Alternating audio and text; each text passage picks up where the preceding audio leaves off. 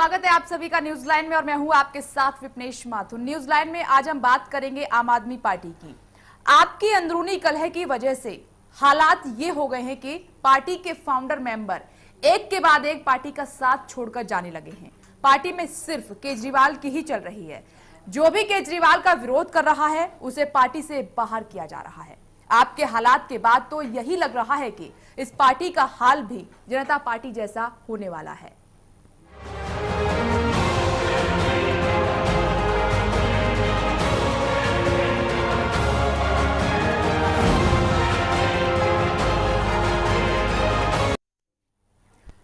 आम आदमी पार्टी में ये क्या हो रहा है, ये किसी को समझ नहीं आ रहा। जिस तेजी से आवाजें उठ रही हैं, विरोध हो रहा है, उसी तेजी के साथ पार्टी गिरती भी जा रही है। पार्टी जिस तरह से टूटती जा रही है उसके बाद तो लगने लगा है कि आम आदमी पार्टी का हश्र जनता पार्टी की तरह ही होने वाला है। रिपोर्ट देखिए।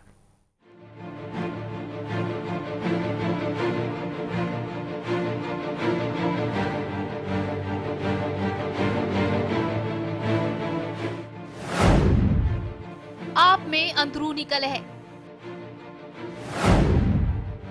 टूट रही है पार्टी, एक एक कर छोड़ रहे हैं साथ। व्यक्तिवादी पार्टी बनी आपका क्या होगा? क्या खत्म हो जाएगी आप? मोरारजी की राह पर केजरीवाल, जनता पार्टी की राह पर आप। जब आंदोलन खुद को राजनीतिक दल में बदल लेते हैं तो अपना असली रूप खो बैठते हैं। सामूहिक नेतृत्व का विचार पीछे रह जाता है और व्यक्ति विशेष की दावेदारी सामने आ जाती है। तब पूरी ताकत सिमटकर उस व्यक्ति में केंद्रित हो जाती है। ऐसे में नेतृत्व का मतलब खत्म हो जाता है और एक व्यक्ति का शासन सामने आता है। उसी व्यक्ति पर पूरी पार्टी केंद्रित हो जाती है और उसी के साथ जन्म होता है तानाशाही का। कुछ ऐसा ही आम आदमी पार्टी में भी देखने को मिल रहा है। आम आदमी पार्टी का जन्म अन्ना आंदोलन से हुआ। पार्टी बनते ही केजरीवाल सर्वे सर्वा बन गए। सामूहिक निर्णय खत्म होकर केजरीवाल के निर्णय होने लगे। जो केजरीवाल कहते वो पार्टी में होता। इसी के साथ केजरीवाल की तानाशाही भी शुरू हो गई। इसी तानाशाही के बाद पार्टी में बिखराव शुरू हो गया। एक एक करके लोग पार्टी से जाने लगे। जिस तेजी के साथ पार्टी उठी थी उसी तेजी से गिरने भी लगी और हालात ये हो गए कि पार्टी टूटने की कगार पर पहुंच गई।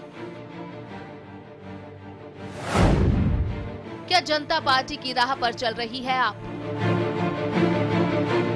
आम आदमी पार्टी की ही तरह जनता पार्टी का जन्म भी आंदोलन से हुआ था। जेपी आंदोलन के बाद जनता पार्टी के नाम से राजनीतिक पार्टी बनाई गई। जयप्रकाश नारायण ने मोरारजी देसाई को प्रधानमंत्री बनाया, लेकिन मोरारजी देसाई उनकी बिल्कुल नहीं सुनते थे। कई बार कोशिश की कि दोनों में सुलह हो जाए, लेकिन जेपी समझ गए थे कि लाख कोशिशों के बाद भी मोरारजी उनकी नहीं सुनेंगे। दोनों में बात नहीं बनी और पार्टी में टूट शुरू हो गई और एक वक्त ऐसा आ गया कि पार्टी खत्म ही हो गई। लगभग वही हाल आम आदमी पार्टी का भी हो रहा है। जेपी की भूमिका अन्ना हजारे के पास चली गई और केजरीवाल बन बैठे आपके मोरारजी। अब देखना यह है कि केजरीवाल जनता पार्टी के हश्र से कुछ सबक लेकर आपको बचा पाते हैं या नहीं, क्योंकि अगर आप फेल हो गई तो फिर बीजेपी और कांग्रेस का विकल्प ढूंढने में सालों लग जाएंगे। प्रदीप नरानिया के साथ ब्यूरो रिपोर्ट, चैनल 1 न्यूज।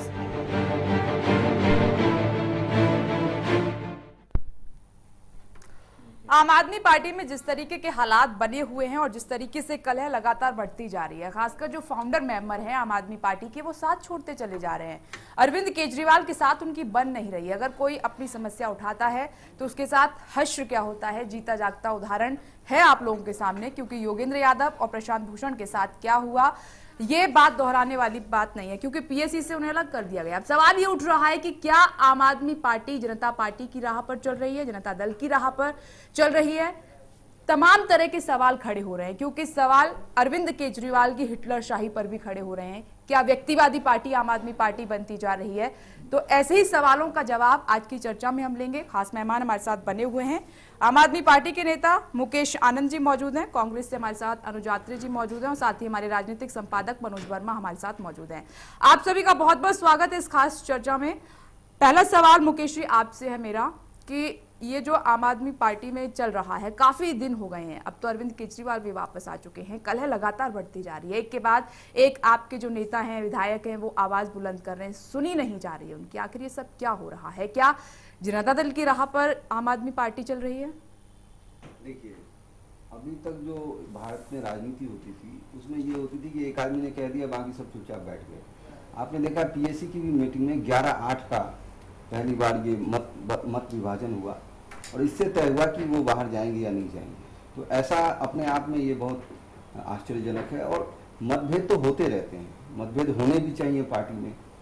और अभी समाचार आया है कि लोग अरविंद केजरीवाल की इच्छा नहीं थी कि वो दिल्ली से बाहर जाएं, पर जिस तरह से योगेंद्र यादव और प्रशांत भूषण भी चाहते थे कि पूरे देश में फैले, तो ये पीएससी ने डिसाइड किया है कि नहीं, हम बाकी जगहों पे जाएंगे। तो आपका जो ये कहना है कि एक आदमी की बात चलती है, वो अपने आप में गलत सिद्ध होती है। जनता पार्टी में जो लोग थे वो सारे कांग्रेसी ही थे पहले, जो बाहर आके एकजुट हुए थे, विभिन्न विचारधारा के लोग थे। पर आम आदमी पार्टी में जिसका विरोध हुआ है वो एक सिस्टम के खिलाफ विरोध कर रहे हैं, भ्रष्टाचार के खिलाफ विरोध है और ये एक लंबी लड़ाई है। हमने एक बहुत छोटी सी जीत दिल्ली में हासिल की है। हम चाहते हैं कि उस पर ये बातें निर्णय हो, किस तरह की सरकार भारत देश में चलनी चाहिए, एक मॉडल हम रिप्रेजेंट करें और उस पर मत में विभेद हो सकता है। पार्टी से कोई जो प्रमुख नेता हैं वो बाहर नहीं गए हैं, गर्ग साहब गए थे, उनके खिलाफ बहुत सारे आरोप थे, उन्होंने पीछे आशुतोष को बंदी भी बना लिया था, बहुत मुश्किल से उनकी कैद से छूट के बाहर आए थे। तो इस तरह की बिहेवियर को कभी अनुमति नहीं दी जा सकती और खुले में विचार विमर्श हो, लोग बहुमत से फैसला करें, कोई गलत हो सकता है, कोई सही हो सकता है। तो इसमें तो पार्टी टूटने जैसी कोई बात नहीं है और इस बात पे सभी एक मत है। नहीं, आपकी पार्टी में क्या नेताओं को इतनी आजादी है कि वो अगर कोई समस्या है सवाल पूछ सकते हैं? ये आजादी दी हुई है क्या? बिल्कुल, तभी तो आप दिखाई नहीं दे रहा है, तभी तो आप चर्चा ऐसा दिखाई नहीं दे रहा है। नहीं, अब आप जो इतनी चर्चा कर रहे हैं उन सवालों के बाहर आने पे ही कर रहे हैं। अगर गलती से कोई कुछ समस्या उठा भी देता है तो अरविंद केजरीवाल को इतना बुरा क्यों लग जाता है? आपके अपने लोग हैं, घर में परेशानी, ये सब चलता रहता है। अगर कोई सवाल पूछ रहा है, किसी को दिक्कत है, तो उसका समाधान करने की बजाय उनके खिलाफ एक्शन ले लिया जाता है। नहीं, ये तो आपकी पार्टी का सिद्धांत नहीं था। नहीं, कोई एक्शन नहीं लिया गया किसी को सवाल उठाने के। जो भी एक्शन लिए गए हैं वो चुनाव के समय जो उनका व्यवहार था, जिस तरह की चीजें उन्होंने की, उसके खिलाफ वो अनुशासनात्मक कार्रवाई की गई है। किसी विचार को उठाने के लिए नहीं की गई है। विचार के उठाने के लिए तो स्वतंत्र हैं। आज भी सारे लोग अपने विचार व्यक्त कर रहे हैं। आज भी एक बहुत बड़ा प्रदर्शन गाजियाबाद में भूमि अधिग्रहण बिल के खिलाफ था, जहां कुमार विश्वास जी और संजय सिंह जी सब वहां मौजूद थे। तो विचारों में विभिन्नता का तो स्वागत करना चाहिए, तभी तो मीडिया में गई है, उसकी चर्चा हो रही है। आप अनुशासनात्मक कार्रवाई की जो बात कर रहे हैं, प्रशांत भूषण और योगेंद्र यादव के खिलाफ, क्या ये अनुशासनात्मक कार्रवाई की गई है? नहीं, बिल्कुल। जो जिस तरह से उन्होंने बयान दिए थे उसकी सारी व्यापक चर्चा हुई है, पूरी मीडिया में भी आई है कि जिस तरह से उन्होंने बयान दिए थे, ऐसा कहा गया। ऐसा क्या बयान उन्होंने दिया जो आम आदमी पार्टी को इतना चुभ गया? और जो लेटर में जो सवाल उन्होंने खड़े किए, एक सवाल आप बताइए कि उसमें ये दिक्कत थी।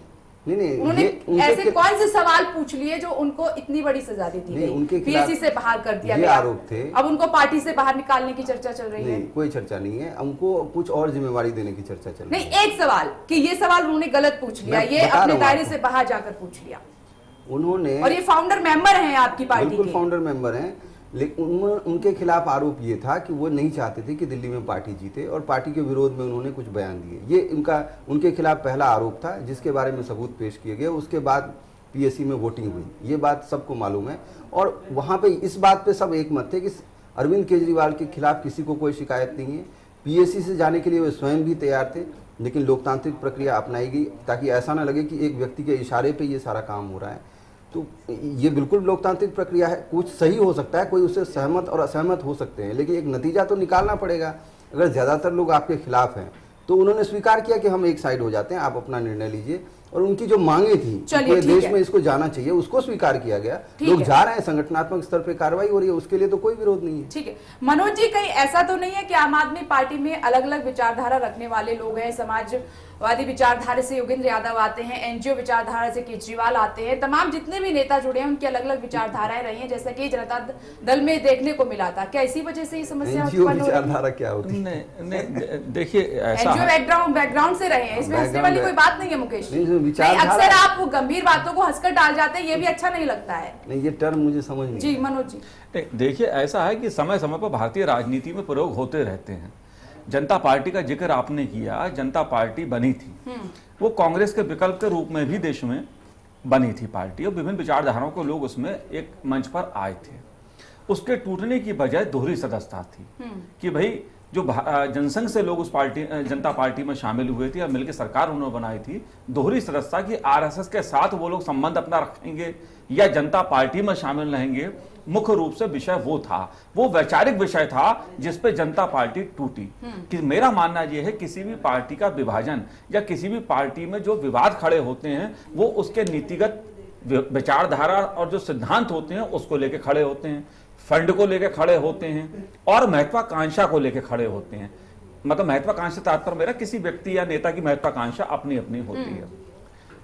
अब जो 15 में चुनाव हुआ और या हम आम आदमी पार्टी की बात करें तो ये भी एक पार्टी जो है वो एक प्रयोग है भारतीय राजनीति में। वो कांग्रेस और बीजेपी का वैकल्पिक प्रयोग हम कह सकते हैं। दिल्ली में एक कुछ लोगों ने मिलकर किया जो भ्रष्टाचार के खिलाफ अन्ना हजारे के आंदोलन से निकले और विभिन्न मैं विचारधारा तो उनकी नहीं कहूंगा, लेकिन समाज में जो बुराइयां हैं, चाहे भ्रष्टाचार हो या महंगाई हो या दूसरे विषय हो, उनके खिलाफ वो लामबंद थे, पूंजीवाद के खिलाफ लामबंद थे। ऐसे लोग अन्ना हजारे के नेतृत्व में भ्रष्टाचार विरोधी आंदोलन के कारण एक मंच पर आए और उन्होंने अपनी राजनीतिक एक पार्टी बनाई। अब जो पार्टी में जो कुछ हो रहा है दिल्ली में सत्ता में आने के बाद, मुकेश भाई उस बात से सहमत नहीं होंगे, लेकिन बात ये कोई दूसरा नहीं कह रहा है। पार्टी के दो महत्वपूर्ण नेता प्रशांत भूषण और योगेंद्र यादव ने जो सवाल उठाए हैं वो भी पारदर्शिता से पार्टी में जो फैसले लिए जाते हैं उसको लेकर, फंड को लेकर, नीति सिद्धांतों को लेकर, स्वराज को लेकर, जिसपे अंदर इन लोगों के बीच डिबेट होती रही है कि हम पार्टी ऐसी बनाना चाहते हैं। और इसमें थोड़ा बहुत तड़का, मैं तड़के शब्द का इस्तेमाल कर रहा हूं, महत्वाकांक्षा का भी लग गया है। कुछ लोगों को लगता है भाई हमको भी कुछ मिलना चाहिए था, राजनीति में आए हैं तो, और वो स्वाभाविक है, कोई भी राजनीतिक कार्यकर्ता होता है वो एक उम्मीद करता ही है। तो मुझे लगता है कि भविष्य जो इस पार्टी का है, अगर केजरीवाल और इस पार्टी के दूसरे जो नीति रणनीतिकार हैं उन्होंने संभल के फैसले नहीं लिए तो शायद हो सकता है कि खासा नुकसान आने वाले समय में इस पार्टी को। मनोज जी, लेकिन समानताएं भी कई नजर आ रही हैं। जैसे जेपी आंदोलन से ये जनता दल निकलकर सामने आया और अन्ना आंदोलन से ये आम आदमी पार्टी सामने निकल कर आई, और कुछ जो विचार हैं या फिर जो नीतियां रही हैं या नक्शे कदम पर जिस तरीके की कुछ समानताएं नजर आ रही हैं, ये उसी तरीके से उसी राह पर आगे बढ़ रही है। जनता पार्टी का जो गठन हुआ था वो काफी हद तक आप राजनीतिक वैचारिक विकल्प के तौर पर कह सकते हैं कि उसमें कई राजनीतिक दल आए थे। अन्ना हजारे के आंदोलन में से जो आम आदमी पार्टी निकली है, इसमें से मेरे ख्याल कोई भी शायद राजनीति में नहीं रहा है। अरविंद केजरीवाल भी राजनीति में नहीं थे, प्रशांत भूषण भी राजनीति में नहीं थे, योगेंद्र यादव भी राजनीति में नहीं थे, शाजिया इल्मी भी राजनीति में नहीं थी, कुमार विश्वास भी राजनीति में नहीं थे। ये लोग कहीं ना कहीं, आप एनजीओ कह रही हैं, एनजीओ हो सकता है या सामाजिक संगठन हो सकते हैं, उनके जरिए समाज के विभिन्न मुद्दों को लेकर अपने अपने ढंग से कार्य कर रहे थे। और इन्होंने अन्ना हजारे के आंदोलन के जरिए भ्रष्टाचार के खिलाफ एक मुहिम देश में चलाई और इनको लगा कि भाई हम अब सामाजिक स्तर पर नहीं लड़ सकते, लिहाजा राजनीति में सीधे उतरा जाए, और दिल्ली में वो उतरे। ठीक है, उस तरीके से राजनीतिक विचारधारा सबकी अलग अलग थी जनता दल में, और अब यहाँ पर अलग अलग विचारधारा, चाहे वो पत्रकारिता के क्षेत्र से, लेकिन विचारधारा अलग अलग, तभी आज तालमेल नहीं बैठ रहा है। विचारधारा का मैं इसमें वो नहीं मानता इतना पुट जितना मैं मुद्दों का मानता हूं। जैसे योगेंद्र यादव चाहते हैं पार्टी का विस्तार हो, केजरीवाल और उनके कुछ लोग चाहते नहीं साहब दिल्ली पर फोकस करिए। हो सकता है प्रशांत भूषण की यह राय कि साहब आप फंड की जानकारी तो वेबसाइट पर डालते हो, उसके खर्चों की जानकारी भी डालो। ये प्रशांत जी का अपना मत हो सकता है, पार्टी में दूसरे लोग इससे सैद्धांतिक रूप से सहमत होंगे लेकिन शायद ओपनली कहना नहीं चाहते होंगे। तो मुझे लगता है इस पार्टी के भीतर विचारधारा से के बजाय जो नीतिगत मत थे, जो नीतिगत मुद्दे थे जिसके आधार पे आम आदमी पार्टी का गठन हुआ था, उसी को लेकर पार्टी के ही कुछ नेता भीतर ये सवाल उठा रहे हैं। ठीक है, अनुज आत्रे जी से जवाब ले लेते हैं। अनुज आत्रे जी, जिस तरीके से आम आदमी पार्टी में जो सब कुछ चल रहा है, आप भी देख रहे हैं तस्वीर में क्या क्या नजर आ रहा है, क्या लग रहा है आपको, क्या सोच रहे हैं आप कि इस पार्टी का क्या हश्र होने वाला है भविष्य में जाकर? देखिए, इस पार्टी का हश्र तो जो भी होगा ये एक पूर्व अनुमानित है। अभी मैं कहना इसको बहुत एक जल्दी कहूंगा, पर जो भी होगा इसका, क्योंकि अब ये पार्टी दिल्ली में सरकार चला रही है, इनकी पार्टी की जो भी उठापटक होगी, जो भी इनके ऊपर दबाव पड़ेगा, उसका कहीं ना कहीं सरकार की कार्यप्रणाली पे इनके ऊपर असर आएगा। उसका खामियाजा हमारी दिल्ली की जनता को भुगतना पड़ेगा। तो ये बहुत ही एक दुर्भाग्यपूर्ण आ गया है कि एक ऐसी पार्टी के हाथ में सत्ता चली गई है कि जिनको राजनीतिक अनुभव नहीं है और जो उस चीज में अभी भी लोगों के अनुभव से उस चीज को सीखने के प्रयास नहीं कर रहे हैं। अगर उनमें एक दो चार लोग कुछ अगर अच्छी सोच रख रहे हैं और उसको चीज को पॉजिटिव लेकर के आ रहे हैं तो उनकी आवाज को दबा दिया जाता है, उनको बाहर निकाल दिया जाता है, क्योंकि वो सरकार में शामिल नहीं है। और वो सरकार के कामकाज में अगर वो चाह रहे हैं कि भी ठीक है, पार्टी में अगर प्रशांत भूषण जी आज की डेट में अगर उनको ये पार्टी से बाहर निकालने की तैयारी कर रहे हैं, शायद ये भूल रहे हैं इस बात को कि आम आदमी पार्टी के गठन के लिए सबसे ज्यादा अगर योगदान रहा तो वो प्रशांत भूषण और योगेंद्र यादव का रहा। ठीक है, अरविंद केजरीवाल इन्होंने एक चेहरा बनाकर के सामने रखा। जिस प्रकार अन्ना आंदोलन में अन्ना हजारे जी एक चेहरा थे, उसके पीछे एक पूरी टीम लगी हुई थी। इस प्रकार आम आदमी पार्टी में अरविंद केजरीवाल एक चेहरा थे, पर ये नहीं है कि एकला चलो वाला काम था, उनके पीछे बहुत बड़ी टीम थी। जनता पार्टी की राह पर आम आदमी पार्टी चल रही है। देखिए, जनता पार्टी की राह पर भी अगर ये चल देंगे तो हम कहेंगे कि फिर भी इसमें थोड़ा सा कुछ लोग ये ठीक रहेंगे। ये तो जनता पार्टी की राह पर भी नहीं चल पाएंगे। आप देखिएगा, इनका उससे भी बुरा हश्र होगा। जनता पार्टी में जितने भी लोग थे, जितने भी उनकी पार्टी के गठन के समय थे, वे सब लोग राजनीतिक थे, राजनीतिक सूझ रखते थे, सत्ता सरकार चलाना जानते थे, उनमें फिर भी समझ थी। ये तो उस लेवल तक भी नहीं पहुंच पाएंगे और उनसे भी बुरा हश्र इनकी पार्टी का होने जाना है, जो कि आप देश का और दिल्ली की जनता के सामने और आप लोगों के सामने आने वाला है। वजह क्या मान रहे हैं आज ये समस्या जो उत्पन्न हो रही है आम आदमी पार्टी में, इतनी जल्दी सरकार बने हुए ज्यादा वक्त नहीं हुआ है, क्या वजह मान रहे हैं? क्या विचारधाराएं सबकी अलग अलग है, अलग अलग फील्ड से आते हैं, कोई बैंकिंग के फील्ड से आ रहा है, कोई सॉफ्ट विचारधारा रखता है, हिंदुत्व के खिलाफ नहीं है, वो हिंदुत्व के बारे में एक जो सॉफ्ट कॉर्नर है, जैसे हम बात करें कुमार विश्वास की, वो कई बार पीएम की तारीफ भी करते नजर आए हैं। कोई पत्रकारिता के क्षेत्र से है, कोई समाजवाद के क्षेत्र से है, योगेंद्र यादव की बात करें, और ये एनजीओ के क्षेत्र से आते हैं अरविंद केजरीवाल। तो क्या ये वजह आप मान रहे हैं कि सबकी अलग अलग विचारधारा इसीलिए ये सब समस्याएं उत्पन्न हो रही हैं? देखिए, इस बारे में अभी हमारे आदरणीय मनोज जी ने बहुत अच्छी बात कही। ये इसमें सबसे बड़ा कारण ये है कि इनको किसी को आभास नहीं था कि हमें दोबारा इतनी जल्दी सत्ता मिल जाएगी और इतनी बड़ी जो है भारी बहुमत से सत्ता मिल जाएगी। अब जो लोग विधायक चुने गए, उनमें से कुछ लोग मंत्री चुने गए और कुछ लोगों को अभी ये आगे आगे धीरे विधायक से भी इनका काम नहीं चल रहा, उनको और भी जो है गिदर पट्टी देने जा रहे हैं, जो कईयों को दिए भी है। किस विधायक को उन्होंने संसदीय सचिव नाम का एक बहुत बड़ा वो दे दिया है। अब रहे सवाल दूसरे लोगों का जो विधायक नहीं चुन के आए, वो अपने आप को इनसे ऊपर समझते हैं। अब उनकी महत्वाकांक्षा कैसे शांत होगी? ये एक महत्वाकांक्षा का सबसे बड़ा मुद्दा है, जिसको लेकर के इनके सामने एक बहुत बड़ी वो आएगी, क्योंकि ये अभी उनको ना तो ये पार्टी में केजरीवाल जी जो है वो चाहते हैं कि हर चीज मेरे हाथ में रहे, सरकार का कंट्रोल तो मेरे हाथ में आ ही गया, पार्टी का भी कंट्रोल मेरे हाथ में रहे, ताकि माइंड इज राइट वाली बात चलती रहे, जो मैं बोलूं वही ठीक है। अगर जो कुछ बोल रहे हैं, क्योंकि अभी इस समय उनकी सरकार चल रही है, वो मुख्यमंत्री हैं, तो निश्चित तौर पर इनका प्रभाव पार्टी पे और बड़ा हो गया है। कोई उनके सामने बोलना नहीं चाहेगा। अगर दो चार लोग इस तरह से बोल रहे हैं, क्या है अनुज आत्रे जी, अगर कांग्रेस पार्टी को फॉलो कर रही है आम आदमी पार्टी, जिस तरीके से सोनिया गांधी की चलती रही है हर उसमें डिपार्टमेंट में, आप शायद मैं जी आपको इस बात से मुझे लगा कि आपको इससे तो खुशी होगी। आपसे इस बात से मैं इत्तेफाक नहीं रखूंगा। कांग्रेस पार्टी में एक लोकतांत्रिक, मेरा कहना नहीं है, ये विपक्षी पार्टियों का कहना है। विपक्षी पार्टी अगर जिसने बोला, आम आदमी पार्टी भी यही कहती है, हम उनसे इत्तेफाक नहीं रखते। ये अपनी बात छुपाने के लिए अगर दूसरी बातों को कहें, आम आदमी पार्टी अपनी समस्या देखे ना, उसका समाधान निकाले। कांग्रेस तो इतनी पुराना, सबसे पुराना राजनीतिक दल है। कांग्रेस में हमेशा लोकतांत्रिक प्रक्रिया अपनाई गई है। मैंने सवाल बस इतना सा उठाया, आपने कहा कि आम आदमी पार्टी में अरविंद केजरीवाल की चल रही है, आपकी पार्टी में सोनिया गांधी की चलती रही। हालांकि कहने को प्रधानमंत्री मनमोहन सिंह थे, लेकिन चली उनकी कहीं पर भी नहीं। देखिए, चलना और जो है एक जबरदस्ती चलाना, एक जबरदस्ती अपने आप को थोपना, एक उसमें बहुत बड़ा फर्क हो जाता है। सोनिया जी अगर कुछ कहती थी, सोच समझ के कहती थी, उनकी बात का सब लोग आदर करते थे, क्योंकि वो हमारी सर्वमान्य सबसे सर्वोच्च केजरीवाल बिना सोचे समझे बोलते हैं। अगर ये हमारा कहना नहीं है, अगर वो सोच समझ के कह रहे होते, इन्हीं के नेता क्यों इनका विरोध कर रहे हैं? इन्हीं की पार्टी के नेता जो केजरीवाल जी से भी शायद उनका ओहदा इनसे ऊंचा ही रहा होगा पार्टी के गठन में, उनसे कहीं कोई कम योगदान नहीं रहा होगा प्रशांत भूषण जी का और योगेंद्र यादव जी का, उनसे ज्यादा ही योगदान रहा है। चाहे आर्थिक रूप से देखा जाए प्रशांत भूषण जी ने कितना इनको पार्टी को वो दिया, और अगर कहीं सूझबूझ रखी जाए या अपनी आपसी इनकी समझ की बात कि जो रखी जाए, फाउंडर मेंबर है उनको दबाया जा रहा है इनकी पार्टी में, जो बाद में नेता आए हैं नए उनको ऊपर मतलब उनसे किया जा रहा है। ये फाउंडर मेंबर नहीं है। केजरीवाल जी अब ये सोच रहे हैं कि भाई ठीक है, ये जो पुराने 10-5 लोग हैं किस तरह से इनको बाहर कर दिया जाए, ताकि अब बाकी जितने भी विधायक चुन के आए हैं उनका इनका कोई लेवल ही नहीं है, वो तो इनसे बहुत जूनियर हैं। ये इनसे कहीं ना कहीं बराबरी के हैं, अगर सीनियर नहीं भी मानते तो इनके बराबरी के हैं। इनके आगे कहीं ना कहीं केजरीवाल जी को दबना पड़ेगा, वहां कहीं ऐसा इशू नहीं है। यानी कि अपना रास्ता आसान बनाने की अपना रास्ता आसान बनाना चाह रहे हैं, कोई भी ऐसा नहीं चाह रहे कि जिसके सामने इनको थोड़ा सा जवाबदेही होना पड़े। आज जिनके भी जितने भी 67 विधायक हैं, 67 में से एक भी ऐसा विधायक नहीं है जो केजरीवाल के सामने खड़े होकर के उनसे कुछ पूछ सके, क्योंकि उनका वो दायरा नहीं है। पर ये सीनियर लोग हैं इनकी पार्टी के, इनका दायरा है, इनका ओहदा है, ये इनसे पूछ सकते हैं, इनके ऊपर उंगली उठा सकते हैं, इसलिए इनके ये अखर रहे हैं। चलिए ठीक है, इस सवाल का जवाब हम मुकेश जी से लेंगे एक छोटे से ब्रेक के बाद। क्या वाकई में अरविंद केजरीवाल की यही मंशा है, क्या यही रणनीति है कि जो उनके साथ के नेता हैं, उनके साथी हैं, उनको हटाकर अब जूनियर्स को मात्र रखा जाए ताकि कोई सवाल अरविंद केजरीवाल से ना किया जाए? एक छोटा सा ब्रेक, फौरन लौटते हैं। आप देखते रहिए channel one news.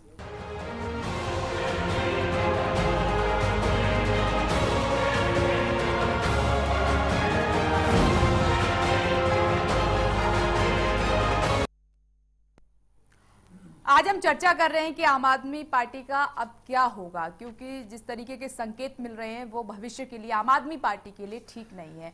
Mukesh ji, सवाल उठाया है जिस तरीके से अनुज आत्रे जी ने कि अरविंद केजरीवाल अपनी राह आसान करने के लिए सीनियर नेताओं को हटा रहे हैं। देखिए, 2-3 चीजें, एक मनोज जी ने बहुत अच्छी बात कही कि जो यहाँ के नेता हैं वो गैर राजनीतिक बैकग्राउंड से, और योगेंद्र यादव और प्रशांत भूषण पहले भी बहुत बड़ी हस्ती थे जबकि आम आदमी पार्टी अस्तित्व में भी नहीं थी। हमारे मित्र कांग्रेस के हैं, उन्होंने भी कहा सोनिया गांधी बहुत सोच समझ के बोलती हैं। और जिस तरह की हम बात करें जनता पार्टी का जैसे उदय हुआ था तो इमरजेंसी के टाइम के बाद हुआ था, जिस तरह से लोकतंत्र का इन्होंने इमरजेंसी में सम्मान किया था, और इसी सोच समझ के चलते आज मनमोहन सिंह को सम्मान आया हुआ है कोयला घोटाले में। तो ये सब चीजें तो हैं ही जो आप देख रहे हैं। कांग्रेस का जो जिस तरह की बैकग्राउंड इन्होंने बनाया, उसी के विद्रोह में एक तरह से आम आदमी पार्टी आई। आम आदमी पार्टी के लिए यूनाइटिंग फैक्टर भ्रष्टाचार है। अगर आप गहराई से देखेंगे तो प्रशांत भूषण और योगेंद्र यादव ने पीएससी की जो बहुमत से जो फैसला हुआ उनको निकालने का, उसका कहीं विरोध नहीं किया है। ये नौबत क्यों आई? नौबत क्यों आई? देखिए, प्रश्न का तो आप एक से एक उठा सकते हैं, लेकिन ये बात बिल्कुल सत्य है कि जिस लोकतांत्रिक प्रक्रिया से इस बात का निर्णय हुआ, उस निर्णय आपको पसंद आ सकते हैं, नहीं भी आ सकते हैं, लेकिन एक निर्णय पे तो पार्टी को पहुंचना होता है, जैसे लोकतंत्र में भी होता है। कई लोग ऐसे सवाल का जवाब अभी तक आपकी पार्टी की ओर से नहीं मिला है, क्योंकि आप लोगों ने तब ये कहा कि नई जिम्मेदारी के तहत उनको पीएससी से हटाया गया है, प्रशांत भूषण और योगेंद्र यादव को। अब दूसरी भी आपकी पीएससी की बैठक हो गई, अभी तक उनकी नई जिम्मेदारी तय नहीं है। अगर ये तब आप लोगों ने बात करी, लोग तो और अभी भी इस सवाल का जवाब आप लोगों ने नहीं दिया है। कोई ठोस वजह नहीं है आपके पास कि प्रशांत भूषण और योगेंद्र यादव को क्यों निकाल दिया गया? आपको पसंद नहीं आएगा, आपकी इच्छा नहीं है, आपको हो सकता है, लेकिन बहुमत से अगर लोग वहां नहीं चाहते हैं तो किसी के कहने या नहीं कहने से तो निर्णय नहीं हो सकता। जो पीएससी के पहले से मेंबर, अभी जनरल बॉडी मीटिंग होने जा रही है 28 तारीख को, वो पीएससी से भी ऊपर है, जिसमें जो 200-250 फाउंडिंग मेंबर हैं वो निर्णय करेंगे कि पीएससी का जो निर्णय है वो स्वीकार्य होगा कि नहीं होगा फाइनली। तो अभी ये प्रिजम्पटिव है, आप पहले से प्रीएम्प्ट नहीं कर सकते कि उसमें क्या होगा, क्योंकि उसमें बहुत सारे लोग ऐसे आएंगे जो व्यक्तिगत रूप से किसी से सहमत होंगे या नहीं होंगे, पर नीतिगत मामलों के बारे में उनको निर्णय करना पड़ेगा, और पीएससी का जो निर्णय है उसकी भी समीक्षा वहां होनी है। तो नहीं, सवाल इसलिए आपसे पूछा जा रहा है कि जो संकेत आपकी पार्टी से निकलकर आ रहे हैं ये आपकी पार्टी के लिए ठीक नहीं है, बिखराव की राह पर दिखाई दे रही है। बिल्कुल, हम उस चीज को मानते हैं, और ये प्रश्न इसलिए उठाए जाने चाहिए और बहुत ही इंपॉर्टेंट है कि अगर मतभेद होता है और होना भी चाहिए, लेकिन उस मतभेद का सम्मान करना चाहिए। जो पब्लिक में हमने कभी भी इसको रोकने की कोशिश नहीं की, ये चर्चा होनी चाहिए। और इस चर्चा में सबसे महत्वपूर्ण बात यह है कि जिनके खिलाफ भी ये कार्रवाई की गई है, आप उससे भले ही सहमत ना हो, वो उससे असहमत नहीं है। ये हमारे लिए बहुत संतोष की बात है कि उनको इस बात से कोई आपत्ति नहीं है कि अरविंद केजरीवाल मुख्यमंत्री हैं और वो संयोजक भी रहे। इस बात का वो स्वागत करते हैं, समर्थन करते हैं। अगर अरविंद केजरीवाल इतना ही महत्वपूर्ण ये मानते हैं तो प्रशांत भूषण ने मिलने का समय मांगा था, आखिर क्यों नहीं दिया गया? क्या अब तक समय नहीं मिला अरविंद केजरीवाल को? जो पुराने साथी होते हैं, जो कदम पे कदम मिलाकर चले हैं, हर मुसीबत में साथ दिया है, उनके लिए समय नहीं है अरविंद केजरीवाल के पास? उन्होंने कहा छोटे नेताओं को भेज देते हैं उनकी बेइज्जती करने के लिए, इंसल्ट करने के लिए कि जाइए आप बात करके आइए। क्या जो आप खुद फील करके देखिए मुकेश जी, आपके साथ के लोग हैं, आपके साथ अगर कुछ अनबन है और आप छोटे स्तर के लोगों को भेज रहे हैं वहां पर बातचीत करने के लिए, तो ये शोभा देगा क्या? नहीं, उन्होंने कहा आप खुद फील करके देखिए इस बात को। हम फील नहीं, राजनीति में आपको तार्किक तरीके से अपनी बात रखनी होती है। ये कोई इमोशनल मेलोड्रामा नहीं चल रहा है कि आप क्या फील कर, मैं हो सकता है कुछ फील कर रहा हूँ, लेकिन जो मेजोरिटी मतलब पार्टी में इमोशंस की कोई कद्र नहीं है, आप ये कहने की कोशिश कर सकते हैं पार्टी में इमोशंस की कोई कद्र नहीं है, ये आप किरण बेदी बहुत अच्छी हैं, लोगों की जनता ने यहाँ डिसाइड किया कि नहीं अरविंद केजरीवाल जीतेंगे। आप उससे सहमत हो सकते हैं, नहीं सहमत हो सकते हैं, वो एक निर्णय है। पर्सनली मैं फील कर सकता हूं कि नहीं उन्हीं को होना चाहिए, आप फील कर सकते, स्वतंत्र हैं, लेकिन एक निर्णय आता है जो जनतांत्रिक निर्णय है और टेक्निकल रूप से आपको उसको स्वीकार करना पड़ेगा। आप कॉफी टेबल पे बैठ के उस पर रो सकते हैं, उसका मजाक उड़ा सकते हैं, उस पर आपको दुख हो सकता है। अब कई लोग कहते हैं कि आज अगर इलेक्शन हो जाए तो बीजेपी को उतनी सीट नहीं मिलेगी, लेकिन आप क्या करेंगे? मीडिया का नहीं है, मीडिया की बात नहीं कर रहा हूं, मैं अपनी बात कर रहा हूँ। मैं मुझे व्यक्तिगत रूप से किसी बात के लिए खेद हो सकता है, मुझे हो सकता है कि मुझे वहां क्यों नहीं पहुंचाया गया, लेकिन अगर मेजोरिटी नहीं चाहती है तो मैं क्या करूं? मुझे तो उस निर्णय को स्वीकार करना पड़ेगा, इसलिए सवाल उठा। नहीं, खेद तो होता है, दुख सबको होता है, ठीक है, लेकिन आपको एक मेजोरिटी के निर्णय की व्यवस्था, आपने कहा पारदर्शी होनी चाहिए, आपको पारदर्शी तरीके से हटा दिया गया, उन्होंने उसका स्वागत किया। पारदर्शिता दिख नहीं रही है पार्टी नहीं, वहां पारदर्शिता नहीं आ रहे हैं। 11/8 का इलेक्शन हुआ, अपने अपने मत सबने व्यक्त किए, उन्होंने भी अपनी वोटिंग की, उसके बाद उन्होंने उसको स्वीकार किया कि कोई हर्ज नहीं है, हमें कोई और जिम्मेवारी दी जाए हम करेंगे। ठीक है मनोज जी, सवाल उठ रहा है कि क्या अरविंद केजरीवाल अपने सीनियर जो साथी हैं उनको इसलिए हटाने की कोशिश कर रहे हैं ताकि कोई सवाल रेज ना कर पाए, कोई सवाल उठा ना पाए, उनसे पूछ ना पाए? जाहिर सी बात है कि जूनियर लेवल पे तो हिम्मत होती नहीं है, साथ के ही लोग सवाल पूछ सकते हैं। अब देखिए, ये विषय तो अंदर किसे रखें किसे नहीं रखें, ये किसी पार्टी का अपना आंतरिक विषय होता है, लेकिन पार्टी में कुछ लोग हमेशा ऐसे होते हैं जिन्हें हम विदुर की श्रेणी में रख सकते हैं या विभीषण की श्रेणी में रख सकते हैं कि जब वो सच बोलते हैं तो अच्छा नहीं लगता है, सच कड़वा होता है, और जब सच कड़वा होता है तो किसी ना किसी रूप में उसका विरोध होता है। विभीषण को भी लंका से रावण ने निकाला और विदुर को भी महाभारत समझाते रहे, लेकिन महाभारत हुई। मुझे लगता है कि आम आदमी पार्टी में इस समय योगेंद्र यादव और प्रशांत भूषण जी विदुर की भूमिका निभा रहे हैं। मैं विभीषण वाली बात नहीं कह रहा हूं, विदुर की भूमिका निभा रहे हैं, वो समझा रहे हैं नीतिगत मुद्दों पे क्या सही है क्या गलत है। उन्हें निकाला, बहुमत से निकाला, ठीक है, वो आंतरिक विषय है, लेकिन मुझे इसमें एक छोटी सी चीज जो लग रही है वो ये लग रही है कि प्रशांत भूषण जी और योगेंद्र यादव जी दोनों एक बहुत अनुभवी सामाजिक कार्यकर्ता रहे हैं। कानूनी अगर मोर्चे की बात की जाए तो प्रशांत भूषण जी आम आदमी पार्टी गठन से कई साल पहले से विभिन्न नीतिगत मुद्दों पर भारत सरकार से या दूसरे दलों से भिड़ते रहे हैं। वो भ्रष्टाचार के मुद्दे भी हैं या दूसरे मुद्दे भी हैं। योगेंद्र यादव पत्रकारिता में सक्रिय रहे, वो हमेशा से रहे, और सामाजिक मुद्दों पे भी एक उनका अपना एक मत रहा है। तो दोनों जो व्यक्ति हैं वो एक अनुभव रखते हैं। मैं ये नहीं कहूंगा कि आम आदमी पार्टी की पीएसी में जो इनके अलावा दूसरे लोग हैं वो नाकाबिल हैं, बहुत काबिल लोग हैं। कुमार विश्वास बहुत अच्छे कवि हैं, आशुतोष बहुत अच्छे हैं, अगर पीएसी में नहीं है तो बता दीजिएगा, नहीं है वो, दूसरे लोग भी हैं, बहुत अच्छे लोग हैं, काबिल लोग हैं। लेकिन प्रशांत भूषण जी और योगेंद्र यादव जी जो हैं वो नीतिगत मुद्दों पे बोलते हैं कि भाई ये सही है या नहीं सही है। और जब आदमी देखिए सफलता के शिखर पर होता है तो उसे ऐसे लोग, मैं ये नहीं कह रहा हूं केजरीवाल का नाम मिलेगा, ऐसे लोग कभी कभी अच्छे नहीं लगते हैं जो रोकें या टोकें। मुझे इसलिए ऐसा लगता है कि कहीं ना कहीं कि नीतिगत मुद्दों पर मान लीजिए कोई राय केजरीवाल जी या उनके दूसरे लोग बनाना चाहते हो, प्रशांत जी और योगेंद्र जी कुछ उस पर बोलेंगे तो उसको फिर किनारे कर दो ऐसे लोगों को। तो मुझे लगता है कि शायद कोई ऐसा विषय है जिसको लेके अंदर लोग नहीं चाहते हैं कि ये दोनों ज्यादा अहम भूमिका नीतिगत मुद्दों पे अब निभाएं, चुपचाप रहें। बहुत अच्छी बात है, बोलेंगे तो अभी पीएसी से बाहर हैं, वरना फिर कल को पार्टी से भी बाहर हो सकते हैं। अब ये उनका विषय। मनोज जी, एक कॉमन सवाल आपसे ये है कि जब भी कोई आंदोलन राजनीतिक पार्टी में तब्दील हुआ है उसके बाद उसका जो मूल स्वरूप है आखिर क्यों बदल जाता है? कई एग्जाम्पल हमने देखे हैं। देखिए, उसमें राजनीतिक महत्वाकांक्षा सबसे बड़ी चीज है। अब अगर इस पे हम लोग पहले भी डिबेट कर चुके हैं, लेकिन मुझे खतरा दूसरा लगता है। वो खतरा लगता है विश्वास का।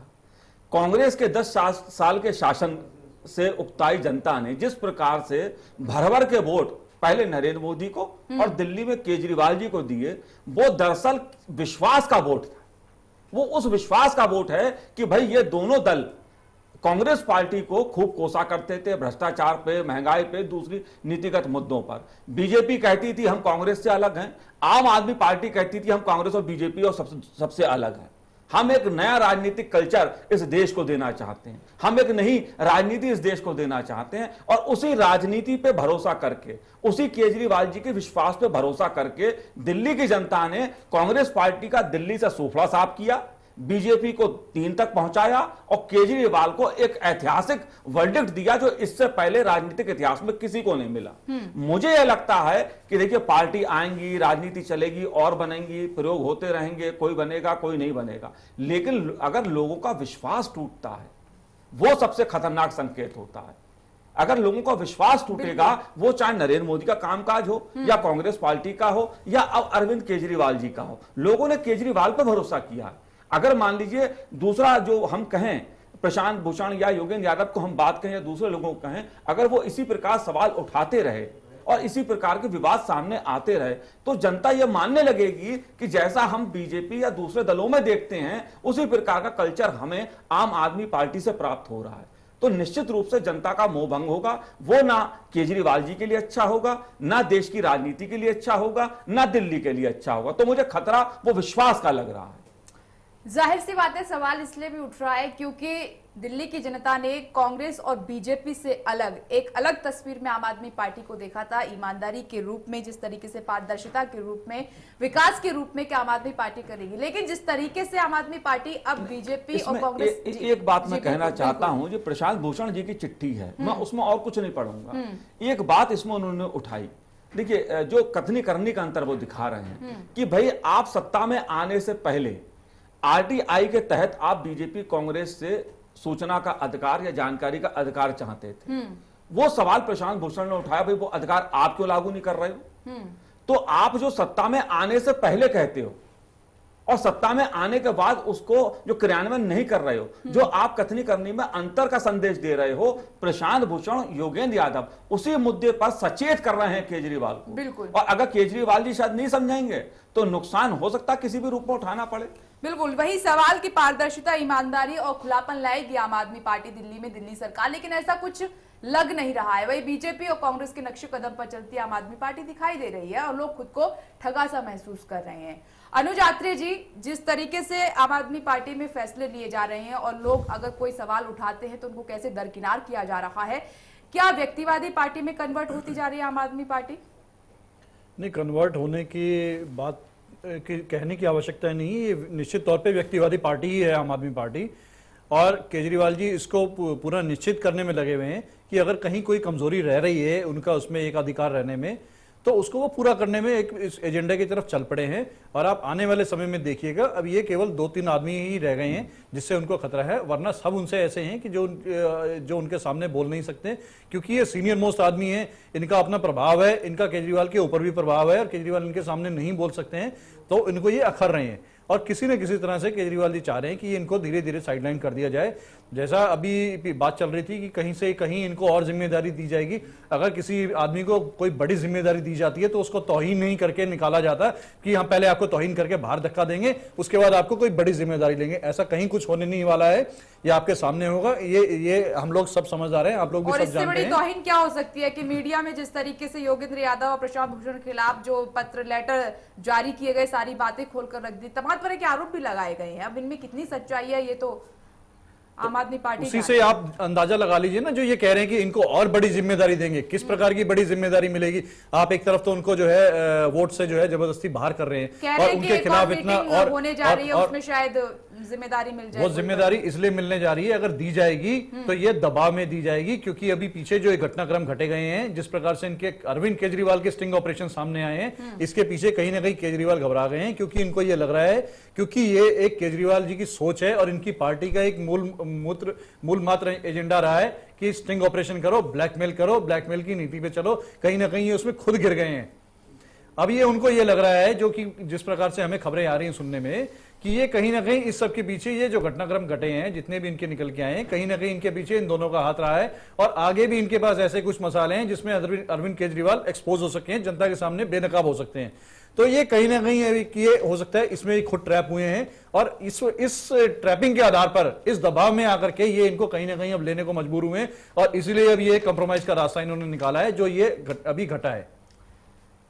मुकेश जी, अरविंद केजरीवाल से ये उम्मीद की गई थी कि वो एक ऐसे नेता के रूप में उभरकर सामने आए कि वो बराबर का दर्जा सबको दे, एक बैलेंस बनाकर चले। वो बैलेंस दिखाई नहीं दे रहा है, हिटलर शाही उनमें दिखाई दे रहे, जैसे कि आरोप शुरुआत से लगते आए अरविंद केजरीवाल पर। आपके किसी एक नेता ने आरोप नहीं लगाया, तमाम ऐसे नाम है, लिस्ट लंबी है, फहरिस्त लंबी है, और एक तरीके के ही आरोप सबके हैं कि वो सुनते नहीं है, अपने मन की करते हैं, मनमानी करते हैं। अब सवाल ये उठ रहा है कि दिल्ली की जनता ने तो ये विश्वास किया था कि बीजेपी और कांग्रेस से हटकर आप काम करेंगे, एक नई तरीके की राजनीति देखने को मिलेगी, इसमें खुलापन होगा, पारदर्शिता होगी, ईमानदारी होगी, विकास का एजेंडा होगा, लेकिन ये सब कुछ नजर नहीं आ रहा है। ऐसे में जनता क्या करे, ठगा सा महसूस ही करेगी फिर अपने आप को।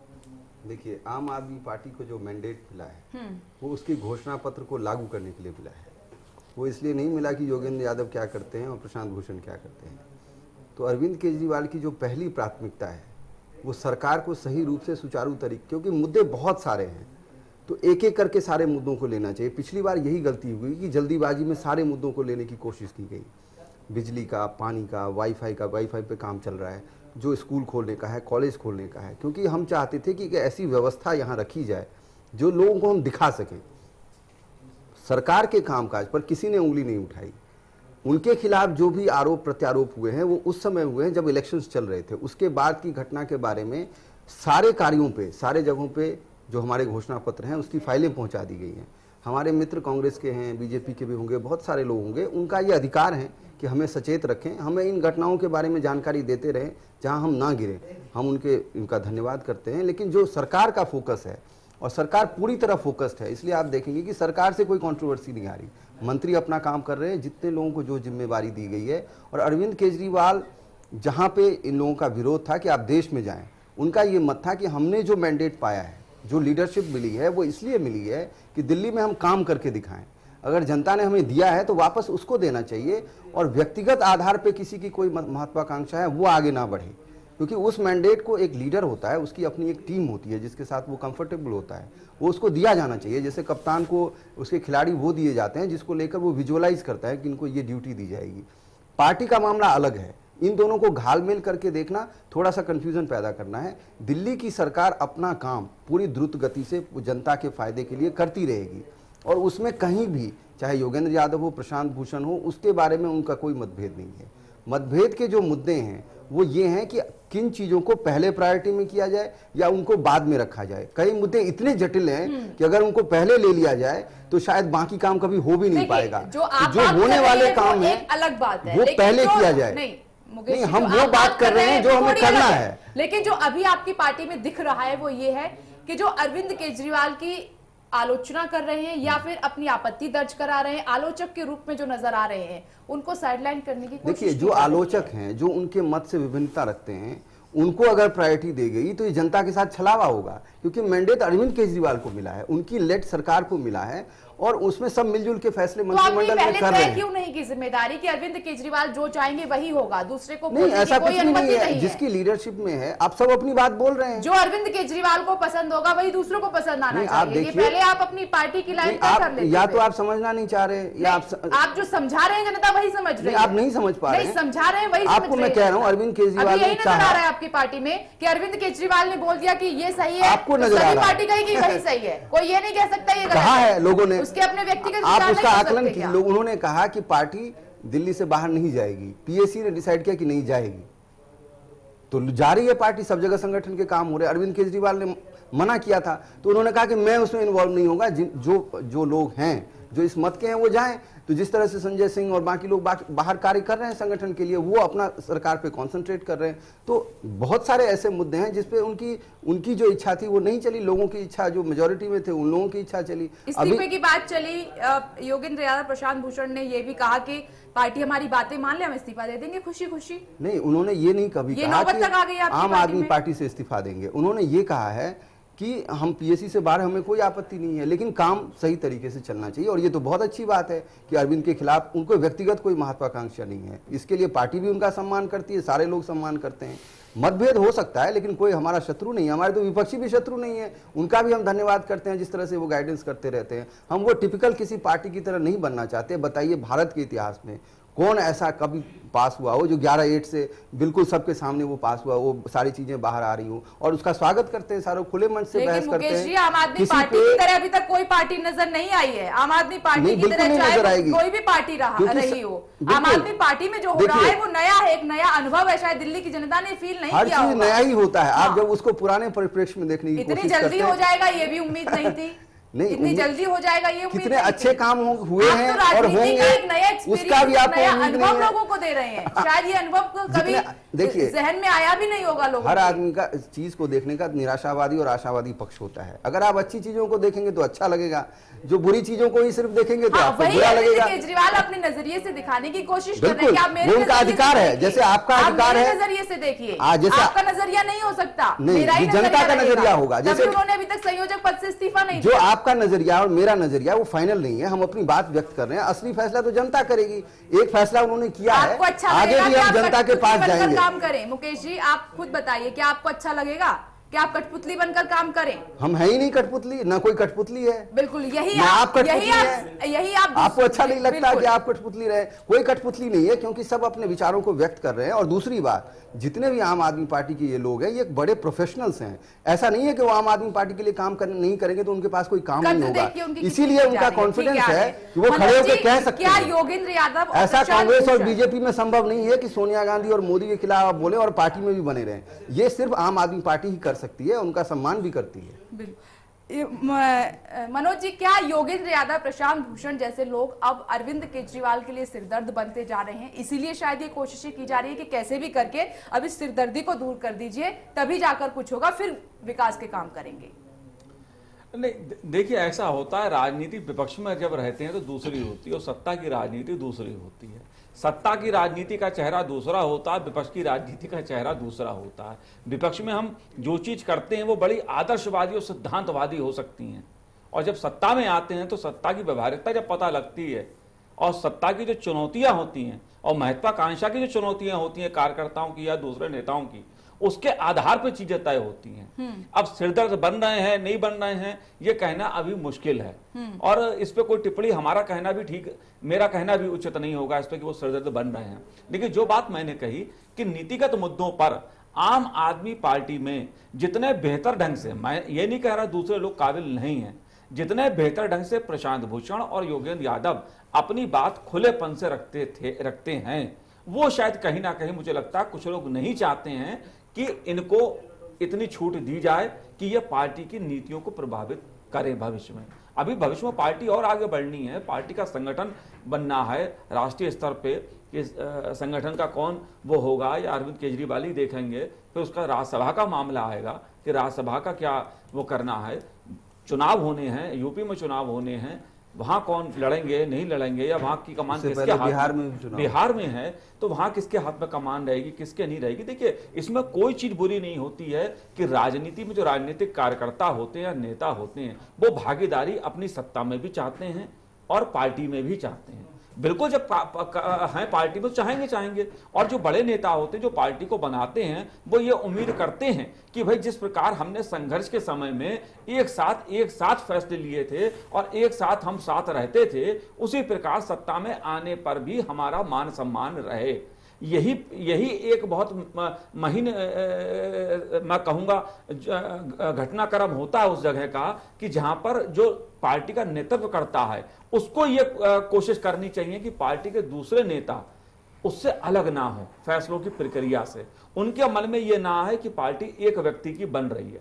अगर प्रशांत भूषण और योगेंद्र यादव इस प्रकार के सवाल उठाते हैं, या राकेश पारिख ने सवाल उठाए हैं कल अपने ब्लॉग में लेके, या अंजनी दामनिया ने सवाल उठाए, या शाजिया इल्मी जाने से पहले सवाल उठा के गई, ये सब वो लोग थे हैं। मयंक गांधी हो गए, बिन्नी तो पहले चले गए थे, लेकिन जो लोग इस तरह के लोग हैं जिन्होंने पार्टी को बनाया और एक साथ थे, तो कहीं ना कहीं लाजमी तौर पे सवाल उठता है कि पार्टी के भीतर कहीं ना कहीं या तो राजनीतिक महत्वाकांक्षा का या भागीदारी का पार्टी में, एक सवाल तो है।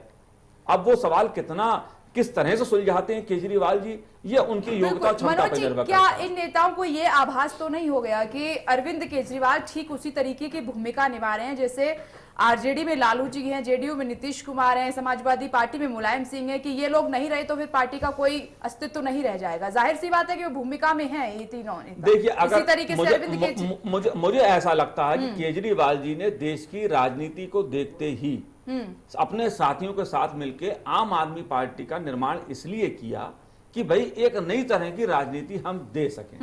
अगर ये पार्टी भी लालू जी की तरह, नीतीश जी की तरह या अन्य दूसरे दलों की तरह राजनीति करेगी तो जैसे जनता दल के कई टुकड़े हुए कि एक जनता दल यूनाइटेड, एक जनता दल सेक्युलर, मोरारजी देसाई से तुलना की जा रही है अरविंद केजरीवाल की, उन्हीं की राह पर चल रहे हैं। जनता पार्टी का ये जनता पार्टी वाला मसला नहीं है। आम आदमी पार्टी के जो विधायक हैं उनको चुनाव लड़ते समय मालूम था उनका चेहरा कौन, केजरीवाल जी।